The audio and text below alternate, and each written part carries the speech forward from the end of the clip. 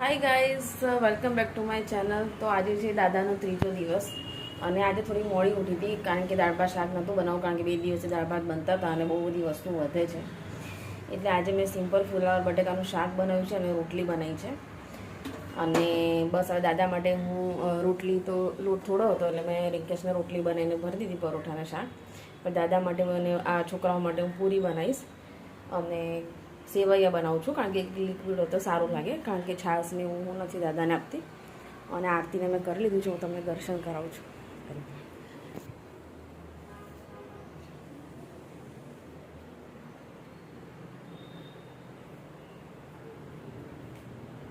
તો અત્યારે વાગ્યા છે 10:30 અને હું બનાવું છું મસ્ત ખીર નહીં સેવૈયા.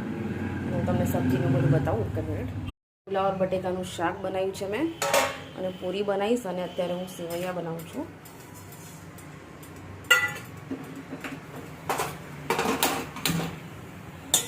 તો દૂધવાળી સેવ બનાવીશ થોડી વધારે, એટલે રિંકેશને જે મારા ફઈ સાસુ જે અમારી સાથે હોય છે તો બધા સાંજે થોડો પ્રસાદ લઈ શકે.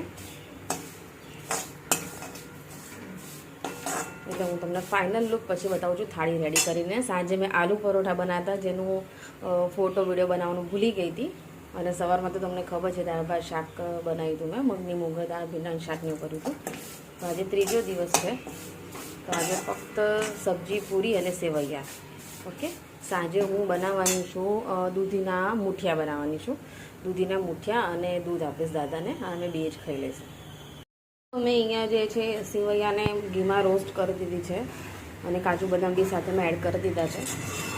હલકી થોડી શેકાઈ જાય પછી આપણે દૂધ અને થોડું પાણી મેં એડ કર્યું છે ને. હવે એક ઉભરાઈ જશે પછી ખાંડ એડ કરી દઈશ. ફાઇનલી મેં દાદા માટે જે બી જમવાનું બનાવવાનું તો આજે બનાવી દીધું છે. સેવૈયા, ફુલાવર બટાકાનું શાક અને પૂરી.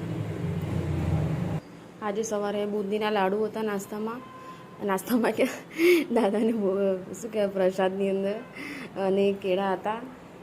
આ કાલનો પ્રસાદ છે સિંગ સાકરિયાનું. સવારમાં દૂધ આપીએ દાદાને અને આનું આજે જમવાનું છે થાળ. દાદા ભૂલચૂક માફ કરજો, બોલવામાં થોડી ગડબડ થઈ જાય છે.